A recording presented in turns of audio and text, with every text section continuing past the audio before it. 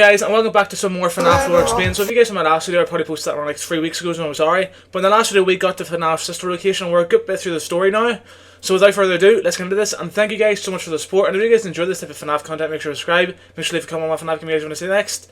And without further ado, let's get into more FNAF Lore Explained, Sister Location. Well, no, not Sister Location. Oh hell no, we messed it up already. Pizzeria Simulator. Didn't do this. Game that was, and to some seemingly still is, the game to end the original story for good. The game is actually quite straightforward with its story. Straightforward story, that's what we like to hear. Because recently it's been getting so confusing, bro. It's actually been getting so confusing, but it's not like a bad confusing. It's just got a lot to it, but I do understand it so far. We need something simple though. It takes place in 2023, soon after FNAF 3 was theorized to take place. I remember that. HLY223, the co-owner of Fazbear Entertainment in its heydays, and business partner to William Afton, lures all the leftover animatronics into a pizzeria that Mike manages and works at, being the brave volunteer. The animatronics that are actually possessed and lured are Lefty, who itself was built to go and actually lure and capture them. But what did that say? I want to see like the more information, because I should be skipping that stuff. I probably shouldn't be. Navigational sensors, fault sensor output, bracelet code 93401223, 233, emit for security receiver frequency, F state, okay. The guy's just like about like how it's built, that's okay, we don't need to know that. He still has Charlie, Henry's daughter, within. Scrap Trap, who is simply just the ew, bro! Who is that? Changes to his body. That thing's ugly. Oh, my brad's even uglier. Bro, I swear, that baby design, Scrap Baby. That's the thing from Resident Evil 8, no? Like that red thing? No, bro, maybe I'm tripping, bro. Again, this I'm pausing. Sorry, guys. But who was kicked out of Enid after an argument about her taking too much control, who itself is now Molten Freddy, now with a molten mask shaped after Funtime Freddy. And once they're all in the location and Henry is sure there's no other animatronics left, he finally burns the place to the ground, allowing himself and all of the other spirits to rest for, at this point, good. No, bro, there's like a few other games, you know. Frankly, go to hell. Fazbear Entertainment is then no longer a corporate entity, and the original FNAF story comes to a close. Okay, so what happens now? The we see contains the name of the 5 missing children, as well as Charlie's, Charlotte likely since it's a longer name, in the background, which cross-referencing with the FNAF 3 ending makes Gabriel within Freddy, Fritz within Foxy, Susie within Chica, Jeremy within Bonnie, and Unnamed within Golden No, who is Golden Freddy? Revealed in the survival logbook to be Cassidy. Also, just for death analysis reasons, canonically, as seen in Security Breach, Ruin, and Help Wanted 2, Mike purchases max upgraded floor plan, carnival hoops, colorful cups and plates, star curtain stage. What does that do anything, bro? That's like me ban like new chairs. It's like, yeah, bro, that's important to the story, bro. If you didn't have those new chairs, them kids wouldn't be stuffed into the suit for you. Cadet, discount ball pit, first aid station, paper pals, trash in the gang, gumball swivel hands, lemonade clown, fruit punch clown, and Marty's plunge this sponsorship. As bro, what? This is location lore section. This game gave us more details in the fun times. Specifically that they are filled with the remnant, in simple terms, soldiers. I remember that. I remember that. Originally within the Scooper. Whose remnant specifically though? Well, Henry seemingly answers that for us, talking about how William lured the same set of spirits to the same place to take everything that they have again, which is most likely to. Well, I need to play these games because I am so lacking on the FNAF story. Like, I know about FNAF 1 and 2, I know about them all because of this, but I am severely lacking on FNAF lore. Like, I'm so bad. Like, I'm literally playing FNAF games now without knowing really what's going on, but I suppose that's okay. I mean, when you first play FNAF, it is kind of like a mind-bending thing. It's like, what is actually going on?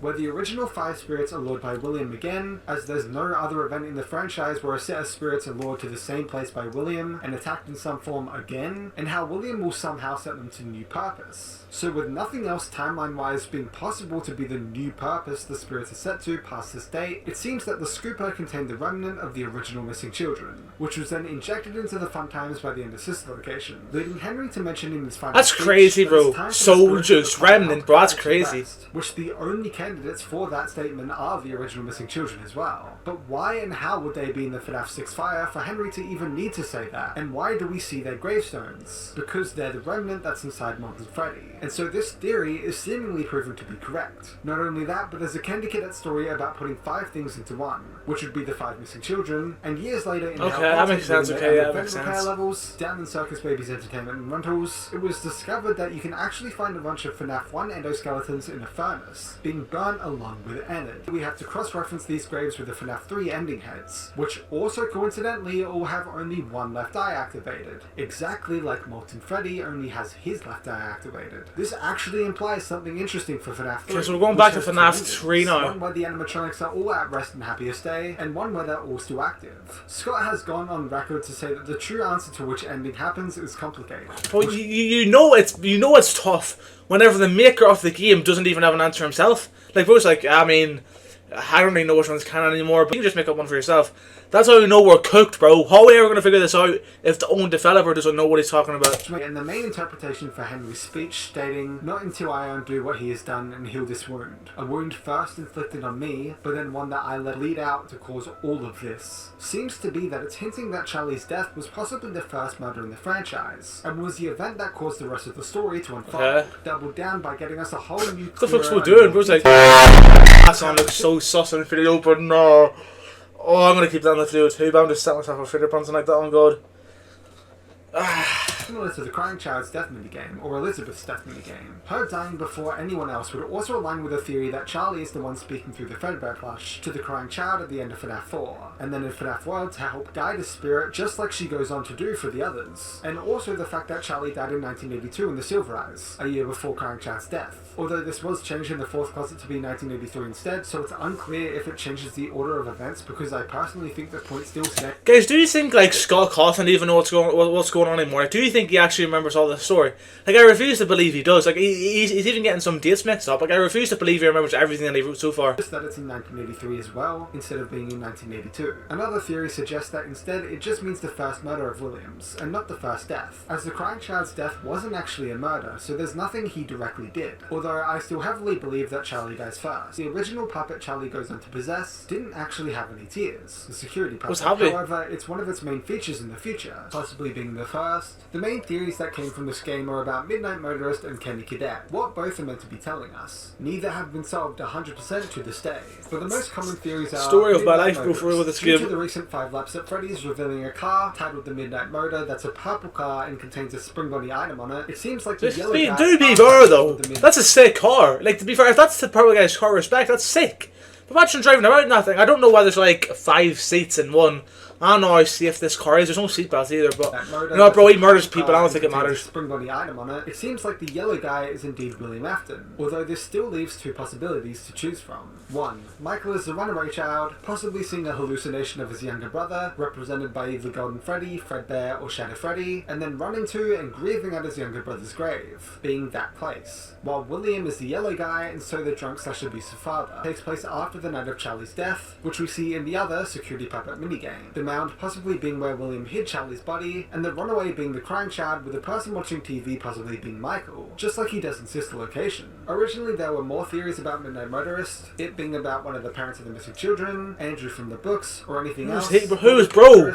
It being about one of the parents of the missing children, Andrew from the books, or anything else. But with the Spring Bunny item being literally on the Midnight Motor car, most have abandoned those theories. Candy Cadet. The main How does this guy have anything to do with the story? For William getting the remnant of all the missing children, and then combining them together, as most of the stories are basically about 5 things becoming one in one way or another. Another theory suggests that that makes sense, yeah.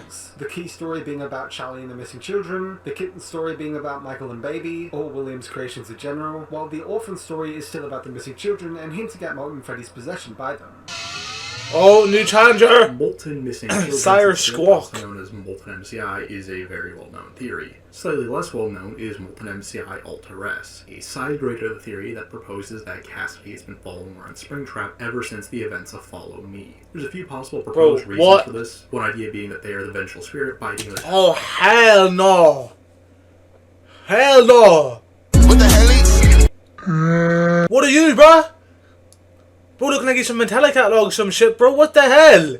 We'll get this shit on my screen. Yeah. Weak enough to start UCN. Freaky, or an alternative perspective that they are just looking for what happened to their friend, who have been dismantled and injected into the Funtime animatronics, ultimately becoming Molten Freddy. With William being the person who dismantled them and took them away, He is the only lead that Cassidy would have to their whereabouts. Some evidence for this theory includes a furnace in Help Wanted that shows forward, classic, normal FNAF 1 style endos, but lacks a fifth endo or a spring lock endo that represents Golden Freddy. Golden Freddy is also not dismantled on screen, and Golden Freddy is separate from Henry's depiction of the four kids when talking about them in Connection Terminated, as well as the fact that Cassidy and the bite victim appear in the logbook when no other spirits seem to be there, which may suggest that that's facts. So, like, why is Golden Freddy such a mystery, though? Others.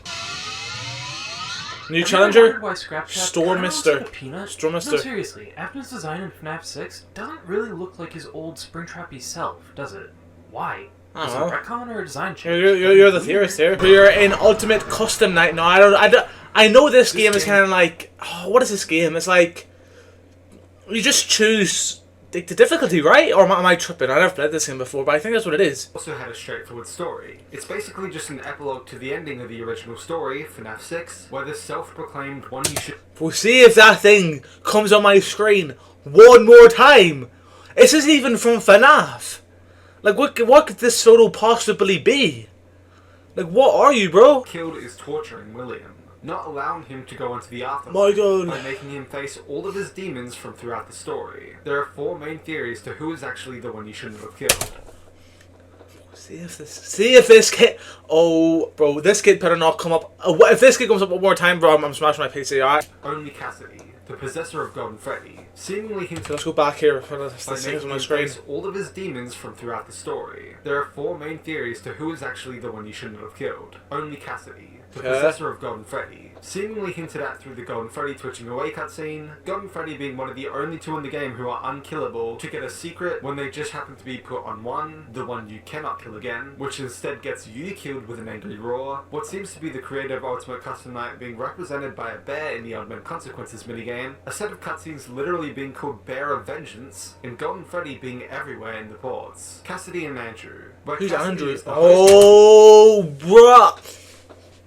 But Andrew, a character from the Fazbear Frights books, who Okay, suffered it's from the severe books, so that paralysis makes Cassidy, sense. who wears an alligator mask, and so in this case being represented by the gator-looking Old Man Consequences, tells Cassidy to rest her soul and that he'll take over for her, and ensure that William stays with his demons while she can be free, leading to the man in room 1280, and the main Fazbear Fright stories where Cassidy is now gone, and Andrew seemingly forgets most of what he was doing in the past, besides wanting William to suffer. This is basically the best of both worlds in my opinion, and what I currently go with, mainly if the frights are in the game timeline. Only Andrew version 1, where Cassidy is never actually a part of it, and that Andrew is actually possessing Golden Freddy with her throughout the Damn, story. there's actually a lot of And things that here, in the Jesus. Day minigame, Cassidy is set free while Ultimate Custom Night is showing Andrew unwilling to rest. Only Andrew version 2, where Andrew is never in Golden Freddy but still hosts Ultimate Custom Night after being attached to William the entire story after he died. I think it gives a reason why Cassidy is the vengeful spirit, as she might have been killed last and therefore most violently, while Bear of Vengeance is representing the feud between William and either Henry or Michael. But this guy said this story's simple for this game, and bro's going in depth about everything here. Are we for real? Like, I know it's about the same person pretty much, but there's a lot to it, like. Follow me, it's insane karma when Cassidy causes William to get springlocked. They both meet the exact same fate. Oh, new challenger? Hi, this is Connie from Dual Process Theory. Super excited to be here. But I thought dual process theory is like a psychological thing, not an actual person. What? Our theory is pretty different from the rest of the fanbase in that we think Cassidy and the crying child are the same character, and that Michael is the vengeful spirit. In essence, our idea is that Are you saying that the kids killed William? Or are you saying the kids killed William and he's looking revenge? Are we for real? No, maybe I'm misinterpreting this. Maybe I misinterpreted this big time.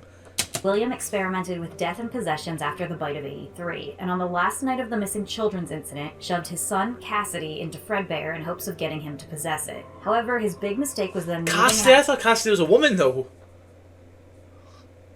Oh no, because this person believes that Cassidy and the Crown Child are the same person. hiding But I don't know if that makes body, sense. So Cassidy's soul could never figure out what happened to it and fully possess the bear, resulting in the twitching, barely mobile Golden Freddy we see. William was then unsuspected in the murders due to his son being one of the victims, but Henry, who would have had access to the Springlock suits and knew where the Aftons lived, would have unwillingly taken the fall. Then, after all the games happened, instead of Cassidy being the vengeful spirit, it's instead Michael, who was already vengeful enough to spend years haunting his own corpse in order to track down his dad, and was the only person who would have been to all the locations utilized and seen all the animatronics in Ultimate Custom. Are we saying that purple guy walked about like that and nobody stopped him?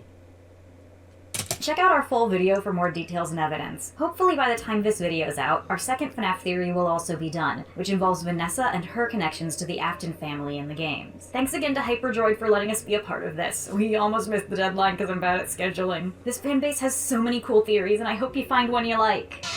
There's a lot, but yeah, I will. Who's Dual next? protagonist Gibby's theory Horror is the Homes theory that the instead. core FNAF games are experienced by two different characters, Mike and Cassidy. Mike is usually the night guard. Cassidy, meanwhile, has her spirit somewhere in FNAF World's animatronica, on the flip side, in the spiritual land of video games. We know that What? Manual's Quest, Fruity Maze, and Midnight Motorist are real arcade games in universe. So the idea is that all the 8-bit minigames are real games that Cassidy is playing through while Mike survives his nighttime ordeal. New challenger already, okay? So, the theory that I want to submit for today is that of the Vengeful Spirit's identity, and why I don't think it's Cassidy. Personally, I think the Vengeful Spirit is Andrew from Fazbear Frights. Now, a lot of people are going to be turned off to that idea because most people don't really like the idea of the books being canon, which is fair enough. A lot of them do just some pretty weird things. Is he Irish? If he's Irish, but he's a family guy. Like, I don't really know what he's talking about, and he's such a long name, but I think he's Irish. Things, Andrew included. Now, there's a lot of reasons why I believe that Andrew's the Vengeful Spirit. I have a thread on Twitter right now that goes over He is! more detail. But the main points you would want to focus in on for this theory would be like the Toy Chica cutscene that implies there's 7 victims. The vast difference. What's that, John Pork? Theory would be like the toy. We got John Pork in FNAF! Well, who knew FNAF could get better? So, I hope you guys enjoyed the video, and thank you to Hyperdroid for letting me submit this. What, in the video? What? Hold on, I still have another 3 hours left. Hello everyone, I'm Loops, and I'm here to talk about who Old Man Consequences is. Well, to start things off, he's just a weird little alligator man that keeps fishing in this weird red forest. But wait, there's more to him than you think. Is there though, or are we just gonna go completely off book here and talk magic? And you can either talk to him or drown yourself in a lake, which will do different things. Jesus, bro! Dark! You'll just crash, and that's it. But in FNAF World, drowning yourself in a lake will lead you to this screen. I'm sure this screen has something to do with Happiest Day, and the person we see standing here is the puppet with like missing children or something, but I don't really know for sure. But back to who Old Man Consequences is, I don't think it's like a specific person in the lore, but rather just like a moral figure to tell Cassidy to finally stop torturing Afton and finally leave him to his demons and rest your own soul. I say this because of the lines that he says in Alto Customite, and also with the distant screaming that you can hear in the background of presumably William Afton's suffering in hell. But yeah, that's personally all I have to say about Old Man Consequences. There really isn't much to say about him. So thank you so much for having me, and I hope you guys enjoy the rest of the video. Bye. The thing is though, right, we could have just come up with that on the spot, like, you know what I mean? FNAF Help Wanted, this is the VR game, right? This is going to be the last thing we're going to react to, and then we're going to finish the video, but I think FNAF Help Wanted is like the VR game, right?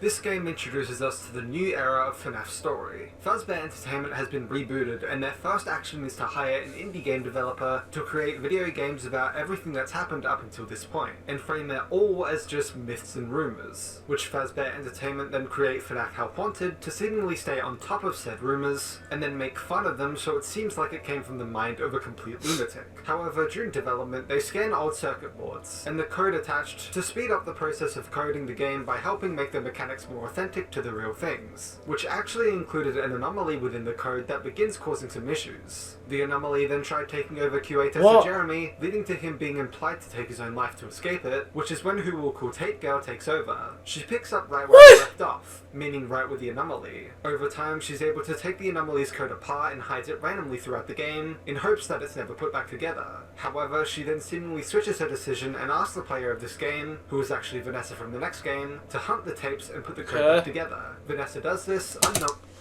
Freddy, you're supposed to be on lockdown.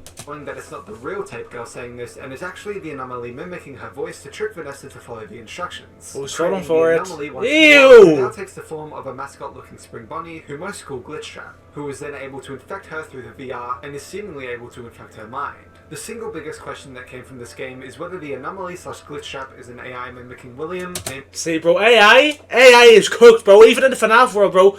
This was in 2019, so this is before AI popped off.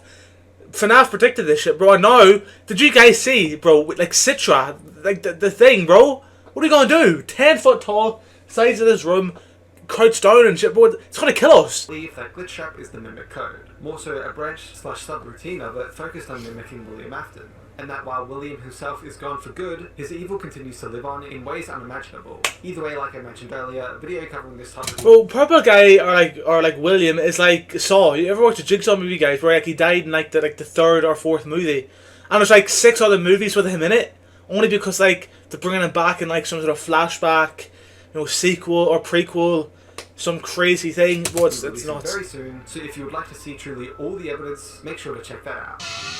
New challenger, Hello, Mr. Dog, Go HQ. Is FNAF 1 through UCN canon to the games? As we learned from Help Wanted, Fazbear Entertainment has decided that any developer can make light of their tragic past by creating some games that they later recreate in this in-universe VR game. So did this story that we've been following for years just get thrown out? Well, maybe not entirely. As in a Tales from the Pizzaplex book, we're told a really similar story to this one, but the indie developer actually ends up making 4 games, with the 4th one not being completed. So what if the 4 are the only non-canon ones? Seems like a lot of theorizers haven't formed a concrete answer to this, and we've just moved on. Usually I let the theorists speak for themselves, but I think I can actually quickly give you a concrete answer to this question. This game posed a big We'll just interrupt the theory. public What? mainly by You can't using do that, the but we image didn't do it of to anybody Scott else. himself as the game developer. So doesn't this mean that Scott is now canon in universe? Of course, it's like Meaning he's that all waffling the through. FNAF games we've played up until this point actually never happened, and that this game is the start of a FNAF reboot. Well, that was the most popular theory 5 years ago, until Scott himself stepped in and intervened, debunking that theory with the quote, "Yes, I use my own picture for this indie game developer because it's an obvious parallel. But that doesn't necessarily mean that it's actually me in universe. How do you take characters that are canon, along with characters that are questionably canon, and characters from every point of the timeline, and throw them all together in one game that is canon? That's quite the problem when you think about it. But it was important for me that Help Wanted means something. I didn't want just a meaningless collection of minigames, although I'm sure most people would have been okay with that. I feel bad for this guy. Bro saying thank you and shit and subscribe when Hyper Droid literally just interrupted your whole segment, gang. I heard like a few bit of you. Huge honor, bye bye. Help Wanted Curse of Dreadbird DLC. That has been FNAF Lore Explained. I got through 3 more games, so right now we're on Dreadbird DLC. So I learned a bit more. Pretty much. Jesus. Okay, let's see. So we got through Pizzeria Simulator, Ultimate Custom Night, and Help Wanted. Pretty much all about it, just like what happened to William. He got like burnt. The souls were set free because of Henry. Cassidy is Golden Freddy, but maybe not Golden Freddy according to some theories. In Ultimate Custom Night, it's him facing all of his demons, and he burns them all, and that sets them free. Pizzeria Simulator is like it's like a reboot, pretty point in the story of the games, where like this AI or like this like code kind of went like got an anomaly, and it's kind of like going rogue and like making Vanessa go around looking for all these tapes to kind of like set it free. I think it's confusing. Let me know in the comments, guys, if I mixed anything up, if I got anything wrong, so you can set me on track, because I do want to know the lore, and if I don't know, then I'm going to be cooked. So if you guys can set me on track if I got anything wrong, let me know. And if you guys enjoyed this type of FNAF lore content, make sure to subscribe, make sure to leave a comment on what FNAF game or what FNAF lore is. My opinion is, after I complete this lore, I want to make up my own theories about it. You know what I mean? Like, because right now I don't know the lore, so I can't make up my own theory. But I want to come up with like my own like theory about the FNAF lore when I actually learn it all. So that's been the FNAF lore Explained. Thank you for watching. I'm going to start streaming on TikTok, by the way. So keep an eye out for that. My TikTok link will be in the bio, same as this video. And that's been FNAF lore Explained. It has been me. Thank you for watching. I'll see you guys in the next video. Peace.